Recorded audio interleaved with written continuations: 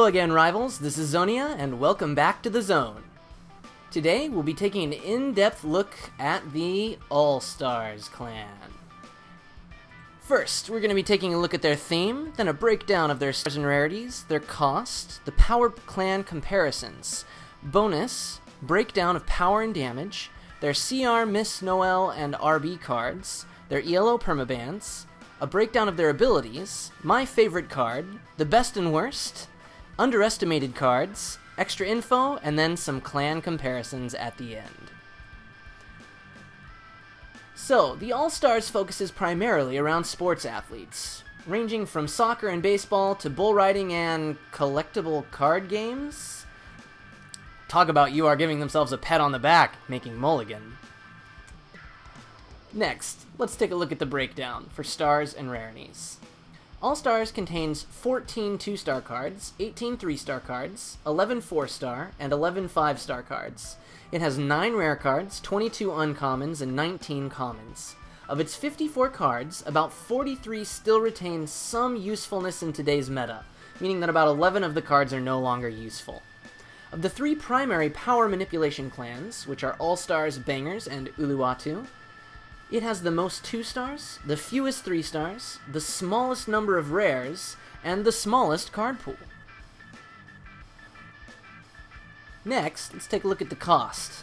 As you can see from the chart of the 3 power clans, All-Stars is the cheapest clan of the 3 to collect, both with CRs, RBs, and New Bloods, and without. This means they cost approximately 165,000 clints for all of the classic cards. And if you follow my video for daily clints earning, you should be able to easily earn at least 1,000 clints a day without too much effort. This means it'll take approximately 165 days or 5.5 months to get everything in the clan with minimum efficient effort. If daily commons or you put in more effort for the DTs, then clearly you could earn the entire clan a little bit faster. Of course, this also assumes that you want every single card in the clan.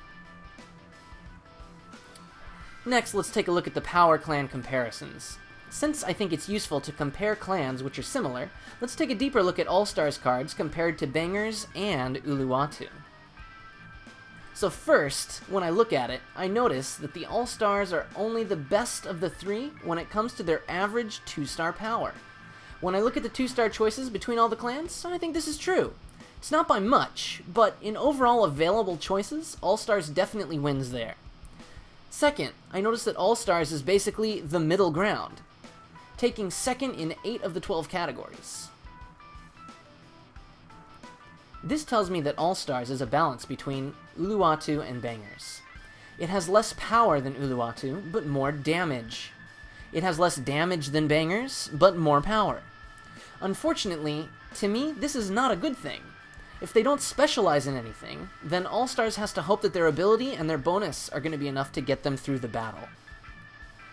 Finally, the biggest thing I notice when I look at the table is that All-Stars has the worst average base total, right down there in the bottom left. It's 0.19 lower than Uluwatu and 0.37 lower than Bangers. Well, what does it mean and why is that? Well, simply, it once again points to the fact that All-Stars tends to rely more on their abilities and their bonus to win their battles. Their base stats aren't as likely to help them win on their own, so their ability and bonus will have to make up for that. This is what we refer to as slightly less stable. That means that All-Stars will get hurt by SOA and SOB clans a little more than Uluwatu and Bangers, as they strip them of their ability or bonus that they usually need to help them outperform their adversaries. This may be one reason that in one match you're totally destroying your opponents, and in the next your deck seems, well, pretty bad. Now before you get all over me for these numbers, these are taking into account only the cards that are still somewhat decent in today's meta. This does not include all cards. Moving on, All-Stars is a clan with decent variety, which makes it really nice because you won't get bored playing the same cards every single time, since you can always switch up your deck. However, to perform well, you'll need to have the right set of All-Stars cards in your deck. This can hurt All-Stars if you go against an opponent that you don't have counter cards for. However, thanks to the LD missions, every 2 weeks you can expect to see certain decks more than others, thanks to the missions. This can help you tweak your All-Stars deck to perform well week after week. so long as you keep the current most likely decks in mind. Next, let's take a look at the clan bonus. So, back to why Allstars has the lowest overall totals. Another large part is due primarily to the Allstars bonus, -2 op power min 1. This is one of my favorite clan bonuses because of that amazingly low minimum. At min 1, their bonus will always be useful, unless facing the unstoppable Flavio CR. This makes Allstars able to dispatch a wide variety of clans easily through superior power manipulation. Now you may hear people reference a virtual power in Allstars card comments on the forums. What virtual power means is that people are taking the -2 power and treating it like a +2 power. This works for communication purposes, but unfortunately there are some people who dislike this method of reference. The reason is because minus power performs significantly differently from plus power, depending on the circumstances. So let's look at the following example to illustrate. This is an extreme example, because it helps illustrate exactly why saying virtual X power can under or overestimate a card's ability. So let's compare these two cards, Kayla's CR with 4 base power and the -5 op power ability, and Buck with 5 power and an ability and bonus total of +4 power. So Buck is 9 power, and Kayla's CR would be a virtual 9 power. Now, forget the star count for now, forget the damage, forget the clan, forget everything else. For now, we're simply focusing on the power dynamic here. So first, let's say you're facing these cards with a 7 power card. Who should we choose? Let's choose Grace, because she's a 7 power card that isn't afraid to use a lot of pills. Let's also assume that our opponent has 7 pills left, and we think that he's going for the KO. First, how did you get yourself in this situation? Oh, that's right, I put you in it. Sorry about that. Well, anyway, if you use Grace against Buck, the power dynamic will be 7 to 9. You need to play Grace with 9 pills to block Buck's 7. Now, let's say we're in the same situation against Kayla's CR. Your power dynamic is now 2 to 4. If you think Kayla's CR is going to go all in with his 7, then you need 14 pills to tie and win, due to star count. Yeah, I said 14. That's 5 more pills than when we were against Buck. So as you can see, in this situation, virtual power and actual power are quite different. The reason is because of the minus power dynamic. Reducing power means it will take less pills to gain a pill advantage against your opponent. Smaller powers result in bigger power dynamic differences. In our example, when the dynamic is 2 to 4, it means 1 pill for Kayla's CR is worth 2 of our pills. And at 7 to 9 with Buck, it's only 1 pill equaling 1.286. So the value of 1 pill for Buck is only 1.286 of ours, a much lower ratio than with Kayla's CRs. So despite the fact that both Kayla's CR and Buck go pill for pill with each other, at full potential, Kayla's CR can obtain a much better power gap. Now, one important thing to note is that minus power is only better provided one important factor, that your power is equal or higher to your opponent's. If it's lower, then it's worse than plus power. Let's look at another example. Let's say we were ready for Kayla's CR and Buck and brought Amber and Willie. So we play him first, and Willie is at 14 power. The power dynamic for Buck would be 14 to 9, meaning one of Buck's pills is worth 0.643 of ours. Kayla's CR's dynamic would be 9 to 4, meaning one of his pills would be worth 0.444 of ours. So we need 5 pills to counter Buck's 7, and only 4 pills against Kayla's CR's 7. So, as you can see here, virtual power doesn't quite describe the cards perfectly. You can decide for yourself if you think it's a helpful description, but please remember the difference between virtual cards and others with the same actual value. So to make Allstars shine, make sure that you're always pulling your opponent's power to at least 1 under your own for the best returns on investment. Since many cards are only 7 to 8 power, this means Allstars cards generally have a lower base power than other clans, as we will see with most of the plus power clans too, because pulling power down too much will lead to a runaway victory. Here is the math, and you can check it for yourself if you want to. This shows how I calculated the average base power for all playable All-Stars cards. As you can see, I've removed cards like Frank, Terry CR, Flo, Mario, Katsuke, Kimberly, Mickey, Bud, Allison, Dan, and Liu. I have left in Lewis and Loma Noju, though they are right on the border for me as to whether or not they should be considered playable cards still. In the bottom right-hand corner, the average overall power when looking at all cards is 6.21. You may say, but it doesn't matter, Xonia, because each one is going to be different. Well, I've also kept that in mind. These are the numbers you saw earlier. So, if you rewatch my video again, this is how I got those numbers, showing which cards had the highest base power or damage. This data confirms for me why the staff releases those 6 base power cards, and we don't instantly revolt for All-Stars. 6 is only a little under the average, and a good ability could easily make up for that. It also confirms why we love it when UR releases a new 7 power All-Stars card, and why we almost always collectively think this one's going to be a good addition. 7 power is well above the average, and that's what makes us happy. Did you notice that Ayrton and Wei Feng are the only base 8 power cards?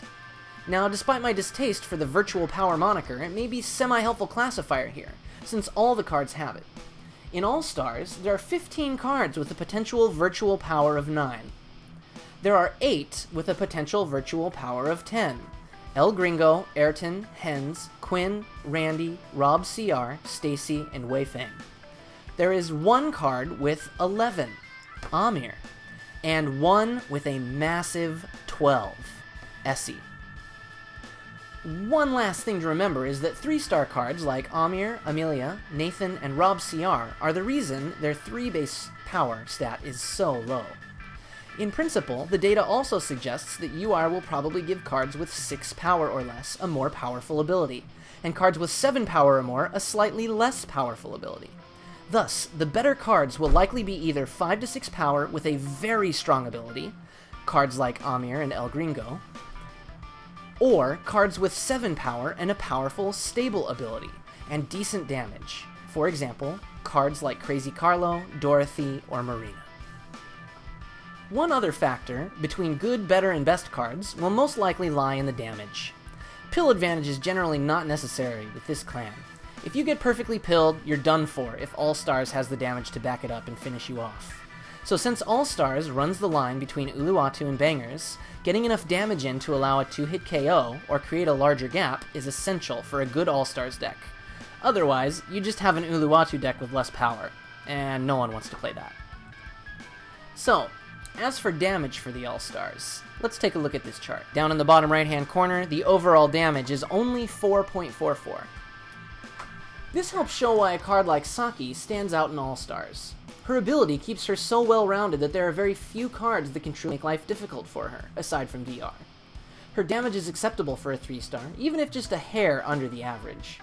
But the kicker is that it can grow against damage-based clans, so she has good damage, with growth potential against certain clans, above average power, with growth potential against certain clans, and an ability that morphs to do exactly what she needs most to fit any situation. She is a beast because she isn't conditional, and is effective when used both early and late game. The cherry on top is the fact that she does all this as a 3-star. This is why she commands such a high price, and is rightfully one of the best cards in the clan and ELO band. After looking at the average base power of 6 and damage of 4, we end up with an average card that isn't bad, but isn't anything to brag about. Sure, you can make it work, but it wouldn't exactly be easy. For this reason, All-Stars get some relatively nice mid to high level abilities. This can make them extremely strong, but against SOA you may find yourself feeling like your cards are just meh. You can probably pull off the win, but you're going to need to work at it, and you're going to have to play a little smarter. Against Stop-Op bonus, you'll probably find yourself lacking in power, getting backbitten by losing that minus power bonus. Among the 3 power clans, I would say All-Stars is probably the most ability and bonus reliant again. They don't get crippled, but they'll wish they had a little more of that accursed Choco Muscles drink to get them through the match. If you choose to play a deck with higher power cards, you'll have to pass on their amazing abilities, and probably end up losing a bit in the damage department, meaning you may need to take 3 rounds to win your match. Regardless, All-Stars is an excellent clan, and I'm sure you'll enjoy playing it. Now, let's take a look at the CRs. Allstars currently has 3 CR cards: Lamar CR, Rob CR, and Terry CR. Lamar CR went first in March 2008. Terry CR followed in August 2009, and Rob CR was the most recent in March 2011. Lamar CR is also the clan leader. He has long been considered one of the top 5-star cards, his SOB and 8 damage being the glaringly obvious reasons behind his permanent ELO ban. Plus Amber, anyone? His ability to 2-hit KO with basically anything in his clan that breathes is what makes him so devastatingly scary. However, with UR's recent power creep and abundance of 8+ power cards, Lamar CR is still undoubtedly scary, but not the monster he used to be. Terry CR is probably one of the worst cards in the game. Her CR status was most likely simply to remove such a horrible card from the packs. Aside from previously being the cheapest CR available on the market, there's little to say about this golfing girl. Rob CR has been in and out of ELO for obvious reasons. When you first join UR, you look at Rob CR and you say, he's good, but I don't think he'd be that hard to beat. Then, the first time you use him, you realize just exactly why so many people hate him. Previously the best and only card to create a bigger power gap than Kayla's CR, he is now one of 2, thanks to the recent addition of Amir. But still the only one who can do better in early rounds. Reducing the majority of UR's cards to just 2 power, Rob CR is an almost unstoppable KO machine. Down 6 pills? No problem, because 4 pills is 20 attack for Rob CR, which requires 10 to tie without attack manipulation. Rob CR for me is one of the most fun cards to play, because he's essentially a 3-star mini Kayla CR. Next, let's take a look at the Miss cards. Allstars has 1 Miss card, Miss Jessie. Jessie was the winner for the Miss Clint City contest in 2010, resulting in Miss Jessie joining the Allstars clan. Overall, not an amazing 2-star card, but still, 1 Miss card never hurts. As for Noel cards, Allstars doesn't have any yet. But for RBs, Ashley RB was the first Allstars RB card, released on March 17th, 2015, and the 5th RB card released. Striker RB came later that month on March 27th, being the 6th RB released. Here still have their blue nameplates. That's because Curlad, urdb.curlad.net, still has the blue name tag plates, which I love, and I think most of us love. If you're watching this, please go back to the light blue RB plates. That would just make everyone so happy. And if you're worried about the new cards in packs, then give the original cards the blue nameplate. Give Striker the blue nameplate. Ashley the blue nameplate. We just want to see that blue nameplate come back. It was so cool to look at. Allstars has 4 permanently banned ELO cards: Lamar CR, Marina, Saki, and Striker RB. Additionally, Rob CR and Striker have enjoyed being banned and then unbanned pretty much every other week since their creation. Or somewhat close to that. Next, let's take a look at the clan breakdown of abilities.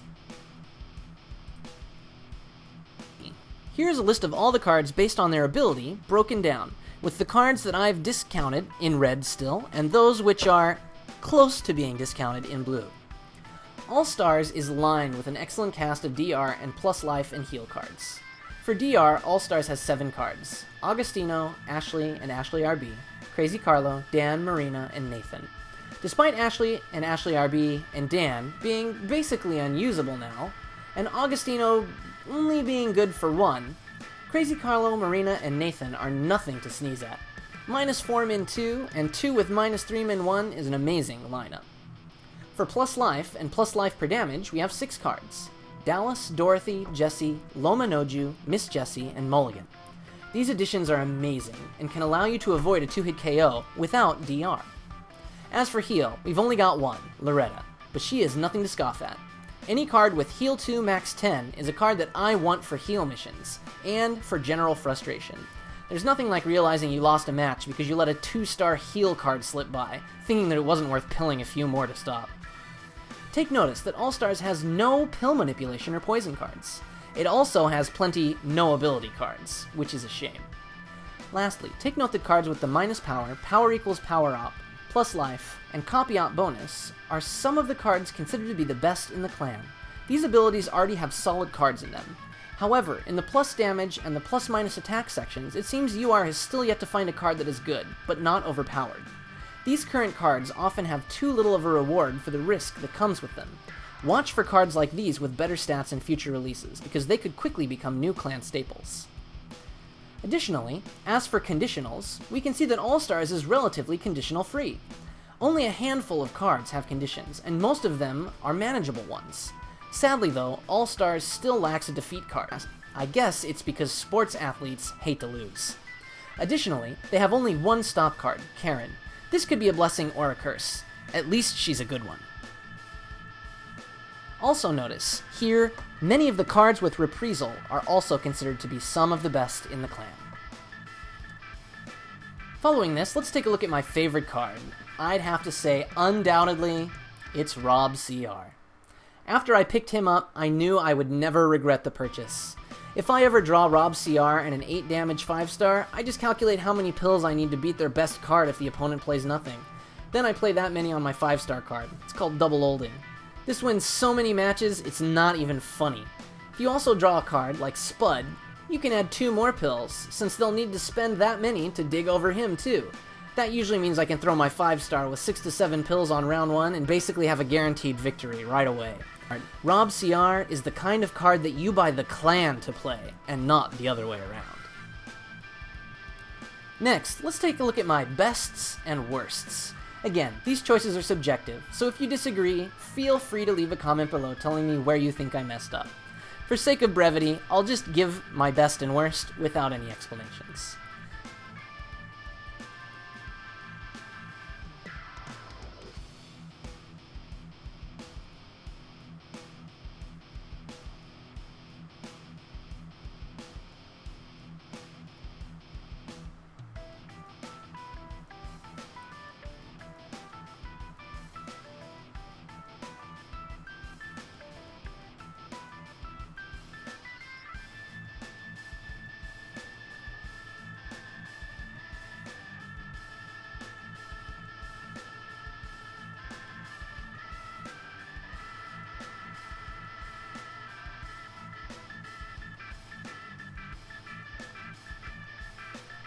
Again, these choices were just my own opinion.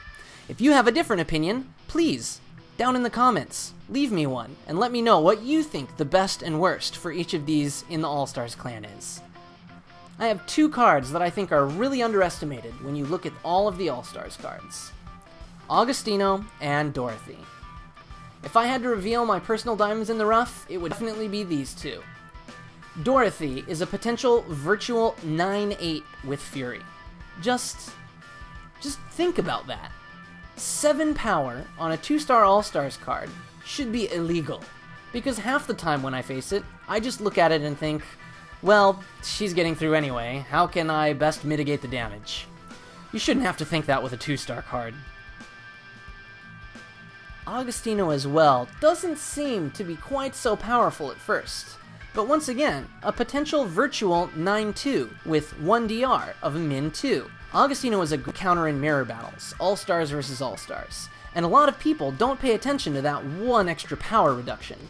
It's always fun when you 1-pill with Augustino and catch a 7 power Montana with its pants down. Oops, you only played 2 pills for 8 attack.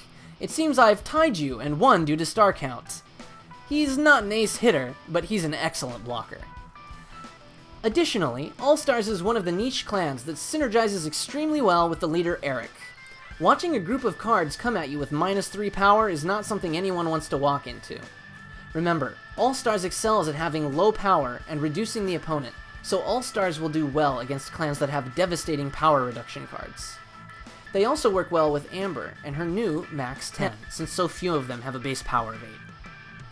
Now, some believe as well that Allstars has taken a bit of a beating in recent years thanks to the protection power ability. This ability completely nullifies their bonus, which, as stated before, can leave them limping around on the field. Despite this, with the right cards in your hand, you can avoid situations that are too difficult. Tossing your DR isn't ideal, but it'll keep you from getting destroyed. And you could also try including cards like Xonia to try and draw out a few extra pills to help you out in those situations. Finally, let's take a look at the clan comparisons. I'd be remiss if I forgot to say that obviously, attack manipulation makes things harder for All-Stars. However, I would like to qualify this statement by saying that it's really only attack manipulation in conjunction with high power cards that really pose a problem. 8 power Sentinel, Junks, and Sacrom cards are good examples. Plus or minus 8 attack manipulation and 8 power cards are what can hurt the 6 to 7 power All-Stars. Only gaining 1 attack per pill requires 8 to break even with them. However, going against lower power attack manipulation opponents like Rescue, Montana, and Hurricane are generally not as much of a problem, ironically. Their overall power is lower due to higher attack manipulation, so your Randy, for example, will eat the opponent's 6 or 7 power card alive. Yeah, it'll still take a few pills, but it's not hard to see a power dynamic of 6 to 4 or 7 to 5 is not so difficult to overcome, and may not even be met with resistance. Berserk, Fangpai Clang, Freaks, Jungo, La Junta, Raptors, and Vortex. These clans will generally fare worse against All-Stars since they rely on their average base power to get off their high damage and great abilities. All-Stars can shut down these clans by simply reducing their base power into oblivion or using one of their many SOA cards, eliminating most threats relatively easily. However, be careful around the following clans: Junks, Nightmare, Pussycats, Sacrom, Sentinel, Skeels, and Uppers. These clans will require you to use pills to get over their attack manipulation, leaving it harder for you to bluff. Some also have counter power manipulation, which may make your attempts even more difficult. The keys to success will be to make sure that you commit to and win the correct rounds. Well, this concludes the All-Stars clan review. I hope you feel like you learned something and feel better prepared to both play with and against the All-Stars clan. If you liked this video, then feel free to like it, favorite it, and share it. I make these videos so others, including you, can learn about and enjoy Urban Rivals. Nothing makes me happier than when you guys enjoy these videos. Don't forget to leave a comment below if there's anything you think I forgot to mention, and while you're there, let me know which All-Stars card is your personal favorite. And of course, don't forget to subscribe for more of my Urban Rivals videos. This is Xonia, and you've been in the zone.